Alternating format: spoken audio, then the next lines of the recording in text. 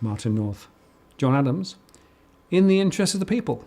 Well, John, have you gone a bit far this time? This cash transaction ban issue and the whole everything that we've been doing, and I've been doing for 4 years, and you've been doing much longer. I'm getting to the point that I'm getting quite frustrated in terms of the system. I've been speaking to politicians, publicly, behind the scenes for years on this, going back 2, 3, 4 years, even with my former employer, Synodinos, back in 2012-13, talking about some of these structural imbalances, and we continue to see gridlock in Canberra.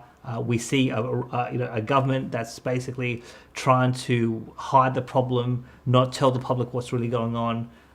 We're seeing a policy direction post-election that's trying to keep the debt bubble intact, stop the crash from happening, and then we're obviously getting ready for a massive onslaught of this unconventional policy. We're seeing these moves around bail-in, around the cash transaction ban bill.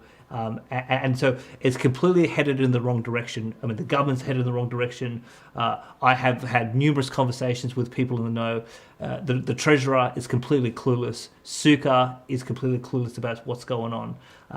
So I thought this time, because of this cash transaction ban bill, and again, this is such an important piece of legislation in terms of what this says about us. I mean, there are videos on YouTube by Americans who are critiquing us and saying we are becoming, we're living under a tyranny with this sort of law. So our international prestige is being lost by this. So I thought, in order to continue this campaign as we get closer to the government introducing this legislation to Parliament, I commissioned a cartoonist to put a poster together. And there was a lot of work that went into this cartoon. And so the purpose of this episode is to launch this cartoon in poster form, and hopefully we can make it go viral on the internet. We can print it out and put it all over the country, and again try to educate the public about what is this government really about, and where is this country really going.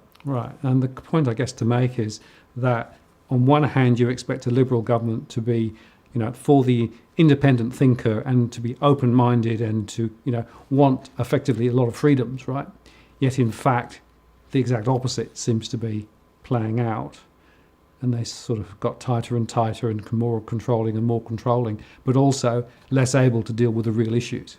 Indeed. When I was in my early 20s, I joined the Liberal Party, and I was a card-carrying member of the Liberal Party for over a decade. So, and obviously I went to go work for them in 12-13 as an economic advisor. So, and then in 2016, before the 2016 election, I quit the party, and then I went on the ABC in a famous clip, and I explained why I quit the party. Now, I joined the Liberal Party because of a certain philosophical outlook, which they historically, said that they did represent, and I quit the party because I believed that they walked away from those core philosophical principles. And again, with this current policy direction that we're seeing from the Morrison government, that they're completely moving in the opposite direction. But the core principles of what the Liberals say they're about is small government, championing freedom, economic freedom, civil liberties, defending the interests of middle-class Australians. And this is a key point, because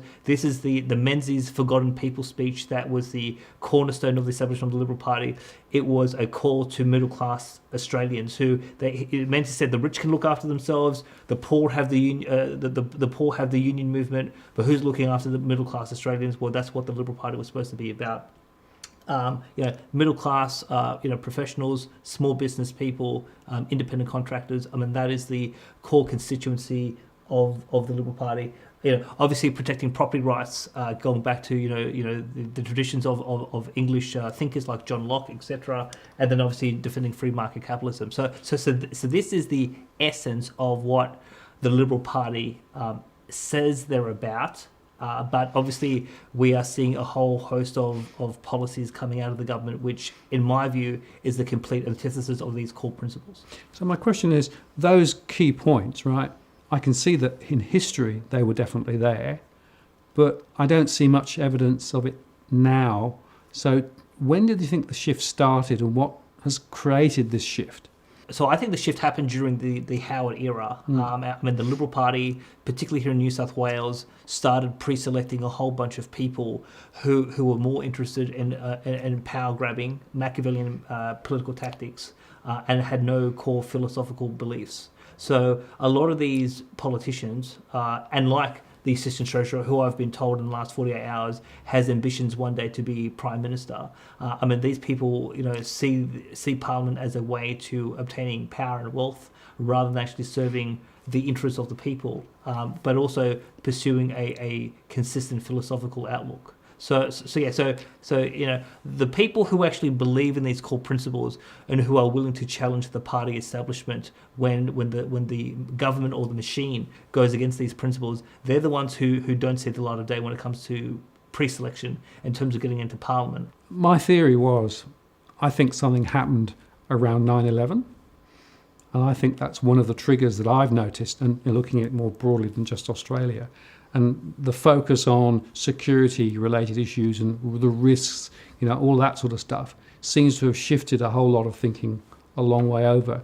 And a lot of civil rights and a lot of independent thinking basically gets shut off now, simply because people are focusing on these other risk-related issues. Yes. I mean, 9/11 was a key moment in Western thinking, so I would agree with that. But obviously, I think the GFC was also important because the core problems that led to the global financial crisis were never addressed, and all there was band-aids put over the problem of Lehman Brothers, etc. And that band-aid was just to exacerbate the bubble. And now that the bubble is so enormous, they can't do anything but draconian policies to keep the show on the road, because otherwise the whole economy could collapse. Right, and that comes to the kitchen sink thing, doesn't it? Which, of course, is what we think Morrison government is doing. We've talked about this in a previous episode. There's a whole host of policies since the election that they have thrown at the bubble to keep it intact, from interest rate cuts to the APRA changes to the income tax cuts to, again, the generous immigration program, the promotion of the tiny homes industry, the introduction of the 5% deposit scheme, which will be coming on 1 January 2020. Now the cash transaction ban bill, which is a precursor to negative interest rates. And so we're seeing a whole set of policies now before the crisis comes into full effect. And yet we're starting to see signals from the Reserve Bank that quantitative easing will come, negative interest rates will come, unconventional policy will come.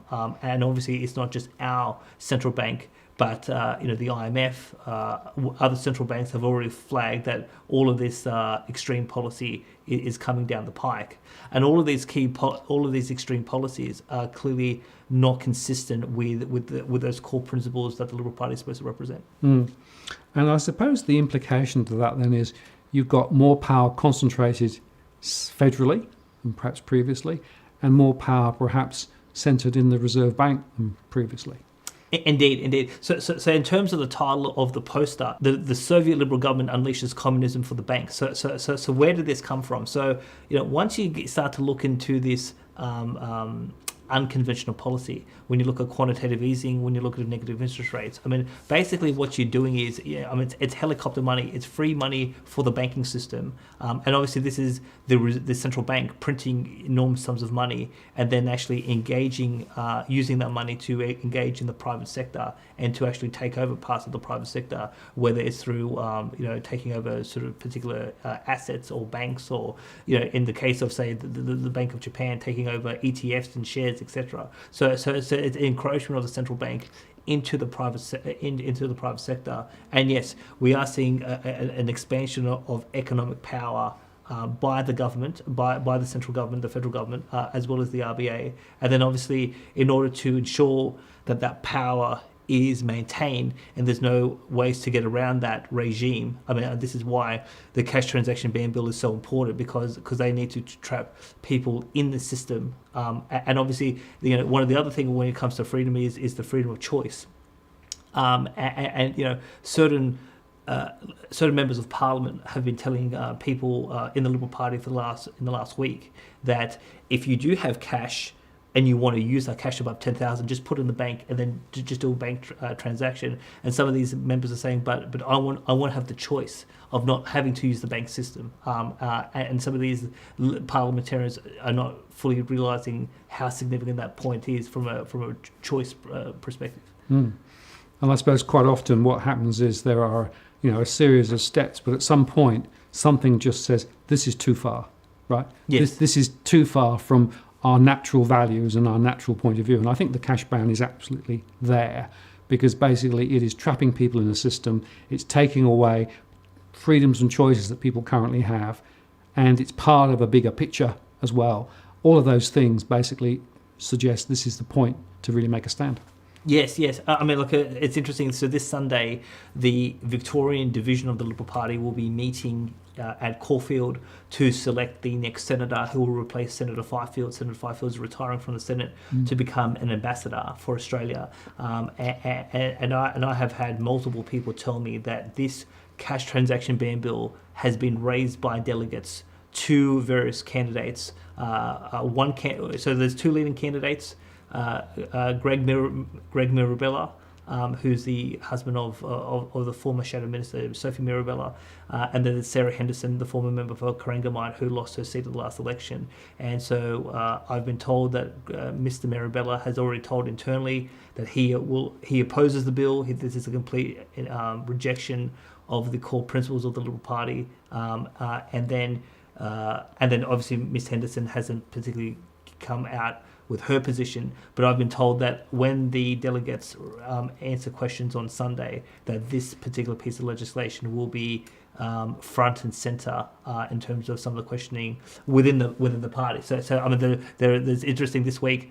I've heard from elements of within the Labor caucus that people are unhappy with this legislation, and they're not falling to line behind Mr. Jones's position, who said that Labor will support the bill. And there's obviously internal eruptions within the Liberal Party and the National Party on this. And it'll be interesting to see how it all plays out. But obviously, having been when I was in the Liberal Party, I mean, I was probably perhaps one of the most right-wing people in the organisation across the country. So I'm a very philosophical person, conservative libertarian, and so one of the biggest insults you can call a liberal is a socialist or a communist. And I've done that plenty in my life.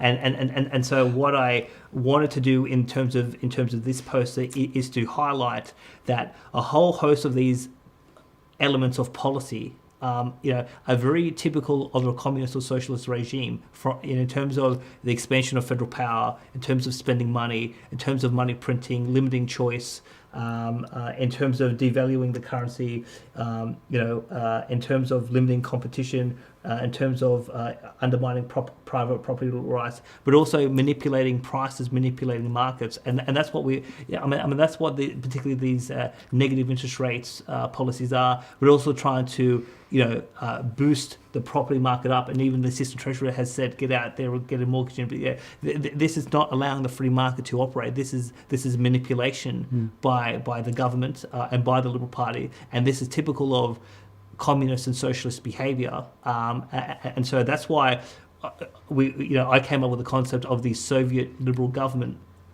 having been a former member and former advisor in the Liberal Party. But then obviously the communism for the banks is this direct critique of mine that no, you are giving the banking system all this free money in which the banks can make super profits, and that comes at an expense, and that comes at the expense of the ordinary person.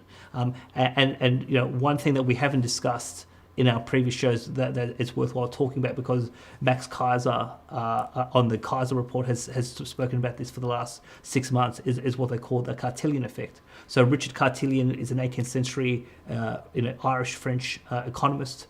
He was a banker, speculator, quite wealthy individual, and he came up with a series of monetary theories in a very prominent book written 200 years ago.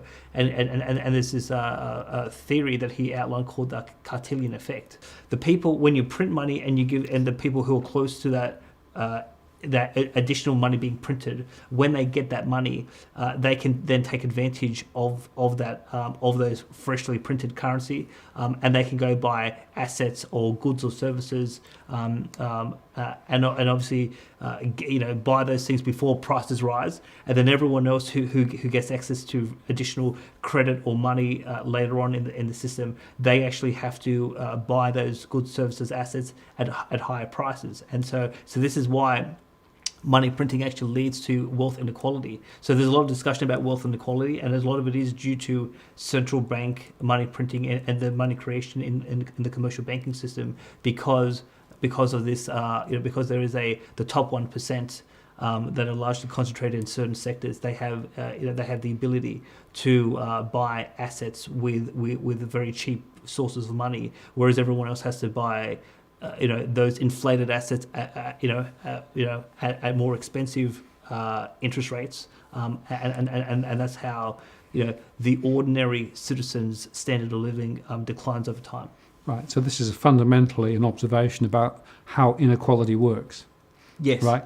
And basically how inequality works as a result of monetary extension. Correct. I was going to say those closest to the money, as it were, yes, can benefit the most, can react more quickly, whereas those further away from it essentially don't get the same benefits and exactly. They're therefore disadvantaged. And if you want to see an example of that, look at the US, because since the GFC and all the money printing over there, the inequality ratios have got even more extreme. So therefore we know that there are some sectors of the population that have done really, really well, but the broader population has not. Yes, so you can talk. So US is an extreme example, but I mean, even Andrew Leigh, who's a federal member of Parliament under Labor, has talked openly and has written a full book and quoted statistics about how wealth inequality has become a more prominent issue in Australia over the last 20, 30 years. And why is that? It's because of the bubble, and those at the top were able to take advantage of the bubble because they had, particularly the banks and the property sector, because of their proximity to the money printing relative to the rest of the population. Yeah, and it's interesting, the ABS was criticised quite recently in The Guardian and elsewhere because through a Freedom of Information disclosure, they actually had to disclose how they had actually downplayed the inequality in Australia in some of the recent statistics. So there's an interesting evidence base here that even in Australia, nobody wants to talk about the inequality, but actually we know that inequality is really significant at the moment. Yeah. So, John, we've talked about the context. Now let's talk about the poster, a bit of a drum roll, right? Because it's worth looking at this poster in some detail because there's lots of things going on here, isn't there? And the cartoonist is a cartoonist from Melbourne. His name is Danny Zemp. He's an independent cartoonist. So he's a great guy to work with.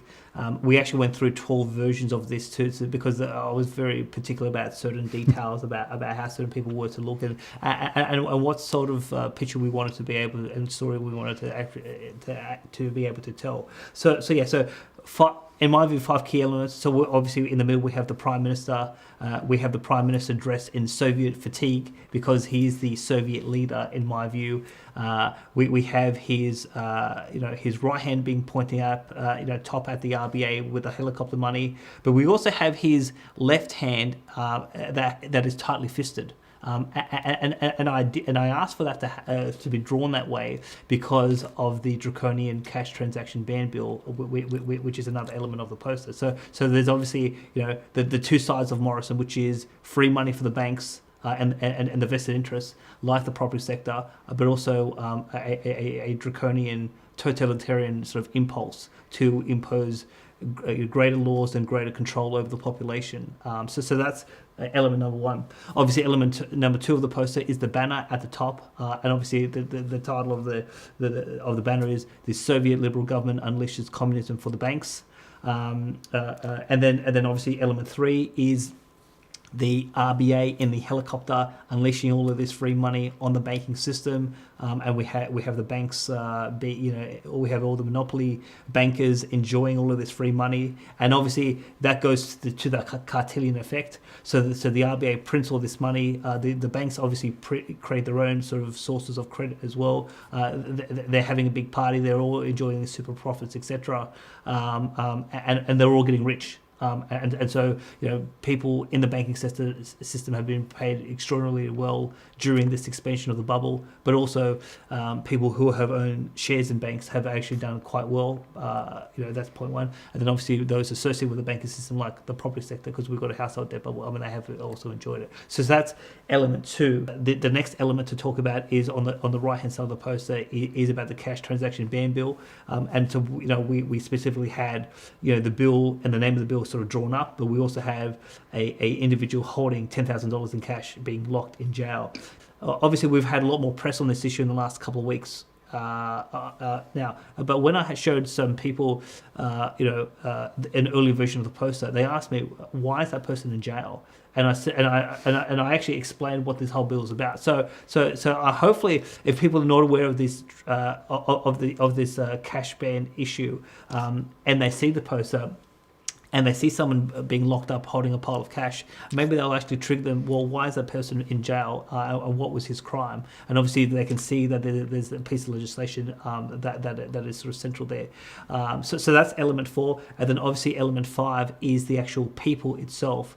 I think it's worth John talking in more detail about the people down the bottom of the poster, right? Because there are some very important themes there, aren't there? Yeah. So what I tried to do with this fifth element in terms of the poster, I wanted to try to encapsulate all of the various constituencies that have struggled with all of this policy from the build up of the debt, from the cost of living pressures, from the property bubble. But also from some of the behaviour of the bank's pre-Royal Commission. So a number of all of these people have been carefully selected to represent different constituencies, and some of these constituencies we have spoken about on previous episodes. So going from left to right, we have the farmer. We have the homeless individual. We have an immigrant, because we've had a high migration intake, and that immigrant is obviously going to the bank looking for a loan. We have a whole bunch of we have some middle class Australians, ordinary people suffering because of mortgage stress. We have an individual who is holding like a sheet with saying debt, because debt is a problem for him. We have fly workers, miners who are struggling with excessive debts and financial pressures. That has been a big issue in WA and Queensland. We have single mothers. So we have one person holding a baby and holding bills, because some single mothers are suffering from cost of living pressures. We have middle class people who have experienced relationship breakdown because of financial problems, and this is the individual who's holding divorce papers.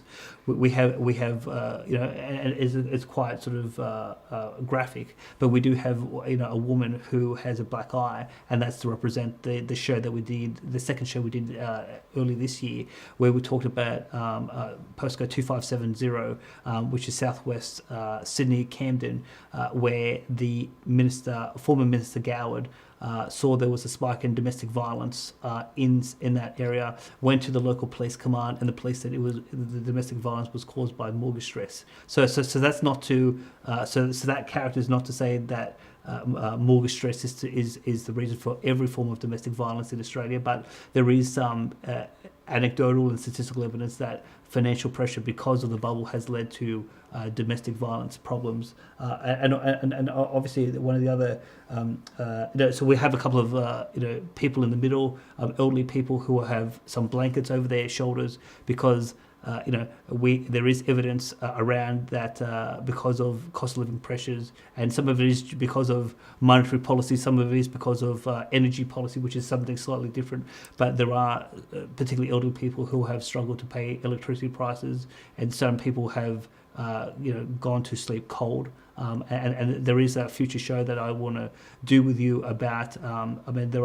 There was a recent study from a Melbourne hospital where they looked at presentations around patients who have hypothermia, and recent cases, particularly among elderly people, is due because they can't afford heating bills.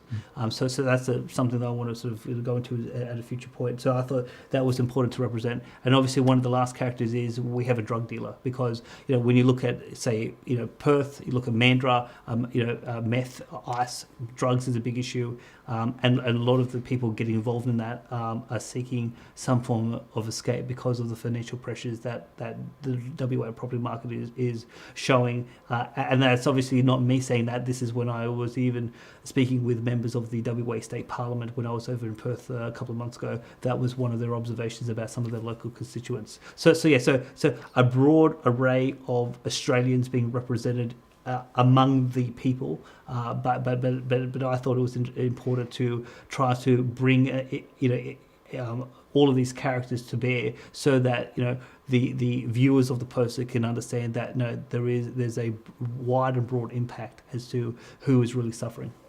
Yeah, and so if you think about the interests of the people, the interests of all of those people down at the bottom third of the poster, right, are completely opposed to effectively what's happening at the top of the poster, where you've got the banks and the helicopter money and all of that stuff, right? Yes. And I think, to me, it fundamentally highlights the disconnect between the greater proportion of Australians and the elite and what they're up to. Of course, and that's obviously what I wanted to sort of portray, and this is obviously where the communism for the banks come from. So the expansion of the state, all of the spending, all of the money printing, it's going to the elites, it's going to the cartel, the banks, etc. They're getting all the benefit, the super profits. They're living a fantastic life in this country, and yet middle class Australians will experience greater forms of hardship. In the months and years to come, when this crisis that we've been talking about comes into full fruition. So I guess the next thing to talk about before we finish off then is, how are you going to promote this poster, and what do you want people to do with it? So I've written an article that's on my website, adamseconomics.com, that goes into some of the economic explanation about what the poster is all about. I have written a press release as well that I'll put on my website as well. That's more political, and that's a political statement from me as a former Liberal advisor about my outrage against the Morrison government and what they're trying to do to the country with all of these policies. I will be promoting this through the press, and we'll see if the press picks it up. I'll be putting the image on the post on social media. I encourage everyone to spread the image across Facebook, Twitter, LinkedIn, Instagram, whatever you want to use. If people want the image and they can't get it from social media, send me an email. I can send the image and people can download it and then use it and spread it around. The CEC will also be publishing the image on their website. They are producing physical posters that they will be circulating as well. One of our ambitions is to put this poster on every university campus across the country. So if you are a university student, if you would like a poster, contact me or contact Robbie, and we will get you a poster, and hopefully we can try to spread this around and bring attention again to the problems facing the country, the wrongness of where the government's thinking is at, and the wrongness of current policy and future policy, and hopefully again, with this cash transaction ban bill, with these unconventional extreme monetary policies, more attention, more pressure can hopefully, try to get the politicians to think about these problems in a completely different way. Yeah, it is truly in the interest of the people. Thank you. Martin North, John Adams, in the interest of the people. We'll see you next time.